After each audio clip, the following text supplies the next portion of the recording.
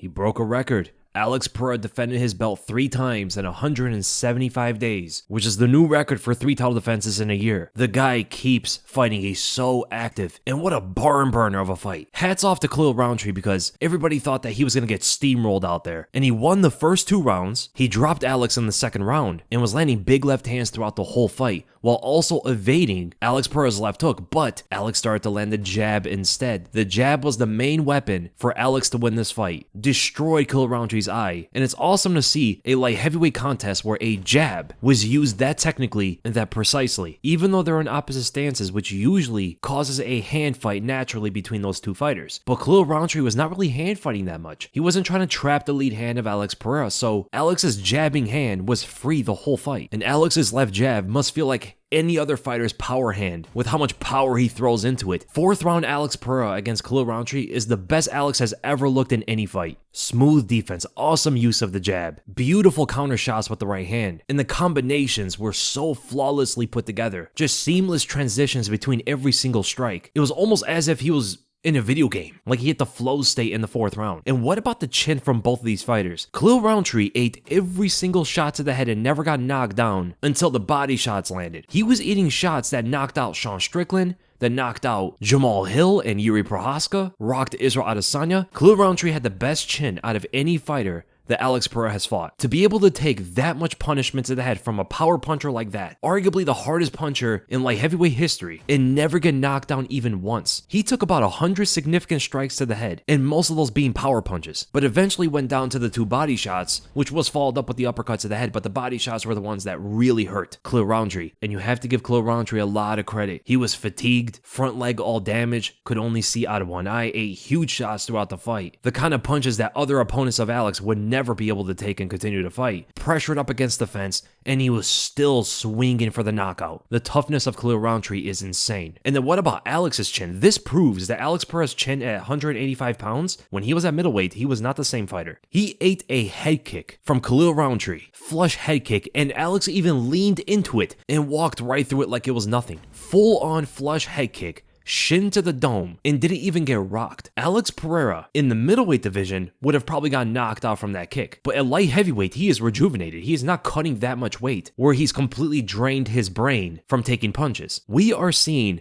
the prime version of Alex Pereira, which is even better than when he was in the middleweight division, where he fought Israel Adesanya, Sean Strickland, Bruno Silva, etc. And that's also what makes this performance from Khalil Rountree very impressive. He did better than Jamal Hill. He did better than Yuri Prohaska. Not saying that he's better than those fighters, because stylistically it works a little bit differently when he fights Alex specifically. But man, these 2 guys were so durable. The one time that Alex did get knocked down was that hook when he missed the high kick. The high kick was countered by Khalil Rountree very often throughout the fight. And it makes sense because he is the shorter opponent. He's the shortest guy Alex has ever fought at light heavyweight. And he's so compact, he's always ready to spring from the coil and launch his left hand at Alex. So every single time he sits down on his punch, he's lowering his posture, and he also sees the head kick as well, so he's getting under it and looking for the opportunity to counter Alex when that head kick goes over his head, which happened a few times in the fight, right? Alex threw a question mark kick, so it came up the center a bit, then he was going to rotate it around the head. A very tricky kick, and Khalil Rountree saw it. He most likely studied that from Alex because he's thrown it before in other fights, and also threw it in kickboxing. He ducked under the kick, Alex threw so much power into it that he overextended after it missed, and then Rountree rocked him with a big hook.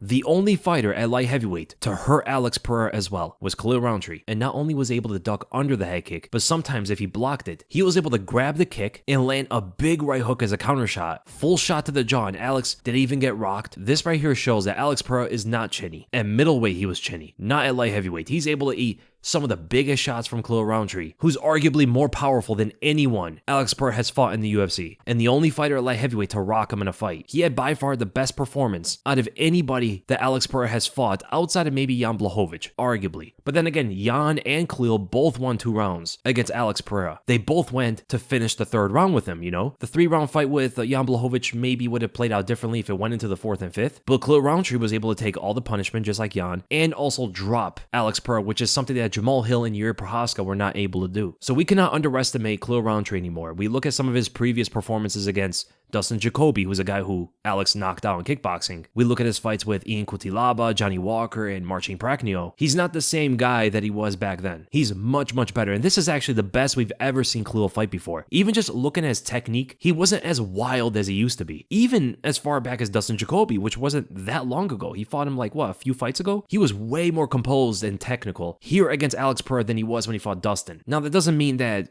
Khalil Rountree is one of the best light heavyweights, right? He's probably not a top 3 guy because his style specifically works better against Alex Pereira than guys like Jamal Hill and Yuri Prochazka, merely for the fact that he understands the basics of Muay Thai a lot better than those two. And above all else, he's way faster than them. That was his number one strength against Alex Pereira, was him being faster, because technically he was doing the same thing the whole fight. He was stepping on the outside because he's southpaw versus the orthodox fighter, so they're opposite stances, stepping on the outside of the lead foot with his lead, and then just throwing down the left straight at Alex and connecting a couple times with that. That was pretty much mainly what he was doing throughout the whole fight. He wasn't really doing anything too complicated out there. It was just very basic southpaw versus orthodox tactics, except fueled behind immense speed. He is the fastest fighter that Alex has ever fought at light heavyweight by far, not even close. And I think that speed in the early rounds was giving Alex a little bit of a tough time with landing his counter shots or looking for the opening of the jab, because every time he exploded, he got very close to landing or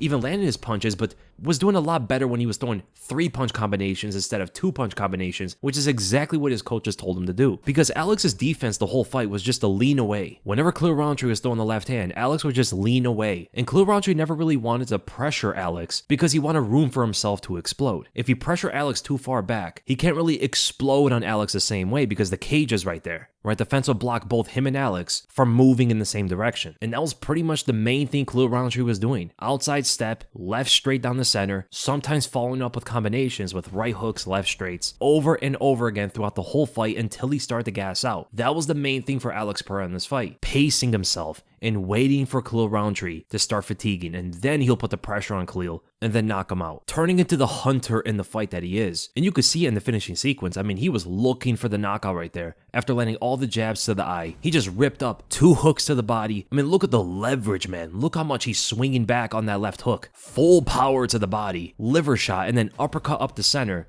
But it was that liver shot that dropped Khalil Rountree. But that came later, after Alex Pereira's landing the right hand, leaning back at an angle whenever Khalil Rountree is throwing his right jab. So because Khalil is in the southpaw stance, his jabbing hand would be the right hand. And whenever he extended that forward when he was stepping off on the outside or even on the inside, Alex Pereira always leaned back and also at his right angle, not just straight back. He had a slight angle to the right to make sure he gets himself on the inside of the jab and line up a perfect straight shot through the center with his right hand. He did this multiple times throughout the fight. So whenever Khalil was throwing the left hand, he would just lean away, straight back, using his reach as an advantage. But whenever Khalil was throwing his right hand, Alex Pereira would lean back but not step away. Lean back at an angle and fire the right straight constantly throughout the fight, landing that shot over and over again with perfect precision, crushing Khalil Rountree, man. And that defense that you see, the head movement, pulling away from all the punches, was becoming a lot slicker in the 4th round. I mean, look at the defense in the 4th round here. So he would enter in with a jab as Khalil Rountree's throwing his left hand, and then Rountree tries to counter him with a big right hook. Alex Pereira just simply leans back away from it. He understands the distance for Khalil Rountree's punches and gets himself just on the outside of those, where not only can he evade it, but also counter right back with his right hand straight to the chin, and somehow Rountree took that shot. And not only did he take that punch,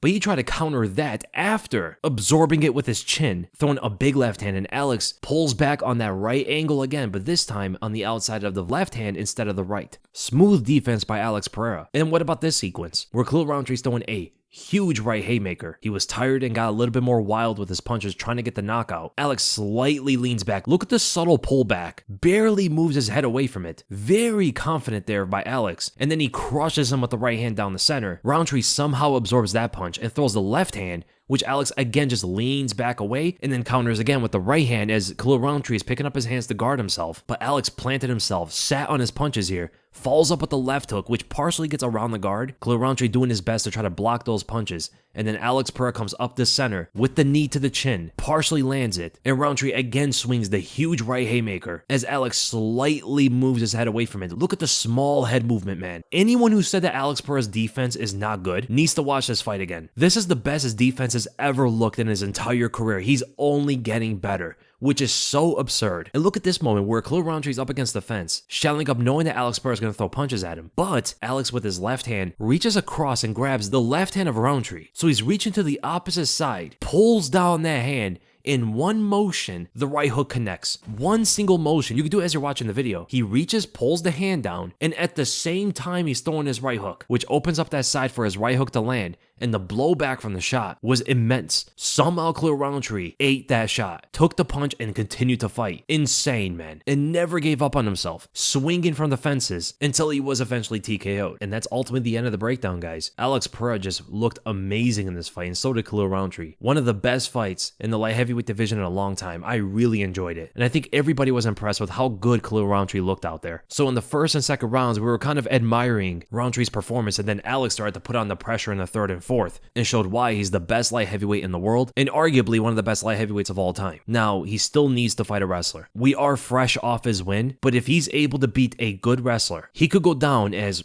arguably maybe top 3 greatest light heavyweights ever. If he could beat like Uncle Liev or go up to heavyweight and beat Tom Aspinall and John Jones, that wouldn't be for the light heavyweight division, but that would be his like all-time great status. Once he's able to do that, just that one big win against a wrestler or a fighter with really good takedowns, there will be no doubt of how good Alex Pereira is, because the only doubt for anybody that has any argument against him is he's never fought that wrestler, which is a fair criticism. He hasn't fought that wrestler yet. He's the best striker we've ever seen in the light heavyweight division, but once he does that and he gets that win, the legacy of Alex Pereira would skyrocket even from where it is right now, because the only argument against him is that he can't fight a wrestler. He could beat everybody else. He just cannot fight a wrestler. And that's the kind of fight we have to see next for him. So I hope you guys enjoyed the breakdown. And if you did, make sure to give the video a like, make sure to subscribe, hit the bell for notifications, and I'll see you guys in the next video.